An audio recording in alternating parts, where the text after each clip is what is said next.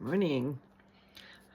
Publishing was very different last century, especially back in 1993 when I completed my first novel, The Spy Who Kissed Me.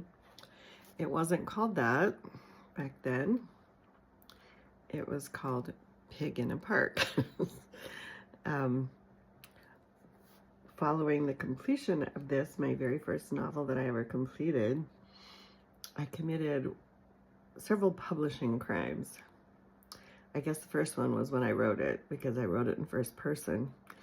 I know it's hard to believe, but back then that was considered a crime by publishers.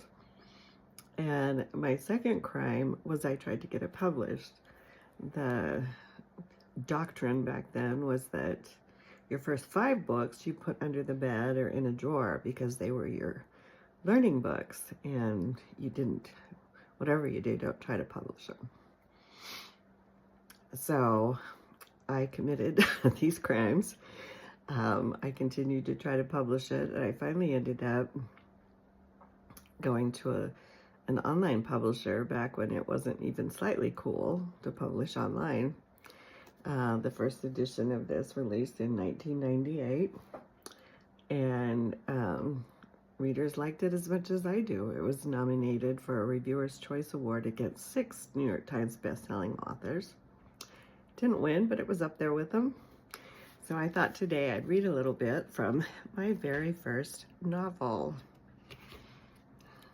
And criminal, my first published, what would we call it, a crime book?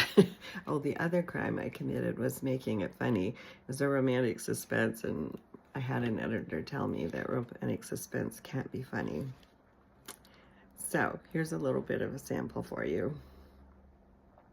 I'd never have gotten mixed up in the first murder if Mrs. Macpherson hadn't caught the flu. But I can't blame her for capricious fate rolling the "who shall I smite today" dice, and my name, Isabel Stanley, coming up. Isabel.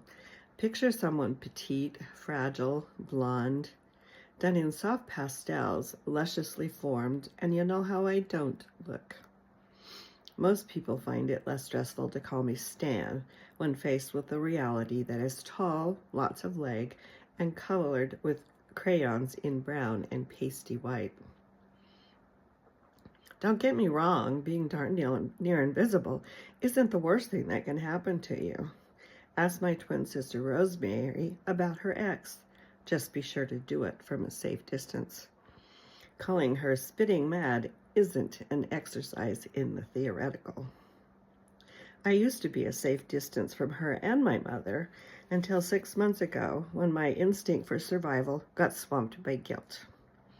Since my livelihood happens via computer and a sketch pad, I was able to make the move from New Orleans, Louisiana to Arlington, Virginia, almost painlessly.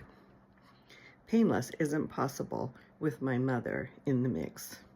She's a fundamentalist Baptist who wanted me to give her more grandchildren, not give the world children's books featuring a cartoon roach named Cochrane. That it pays very well only adds insult to her imagined injury. My mother's unhappiness with my roach didn't matter when a significant part of the country separated us. But my dad died, and Rosemary's husband, Dag, had a midlife crisis with lots of gold chains, a Mercedes-Benz, and a 20-year-old secretary. Dag moved out. Mother wanted to move in, eager to help. Rosemary was in shock, or she would have considered the consequences of introducing into her 90s household a woman who still lived in the 50s. I tried to warn Rose. I tried to reason with our mother, but they didn't listen to me. They never do. Nor did they admit I'd been right when they called me. They just indicated in their differing ways that a move back to Arlington would be for my best good. My mother believed that I'd never have stooped to writing about a roach if I'd stayed in Virginia. She was right. I'd have been too busy dodging blind dates. Didn't matter that there were good reasons those guys were still single. Scary reasons.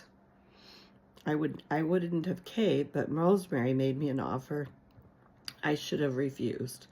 Rent-free possession of the apartment over the garage, that Dag, that rotten scumbag, mostly finished before he lost his mind over that slut. I capitulated with calculated reluctance. I wanted Rosemary in my debt without giving away the fact that I had my reasons for moving to the rescue. Perky, disgusting little Cochran the Roach, had reached a level of popularity that had my publicist talking book tour. Not the talk show circuit or high-style launch parties.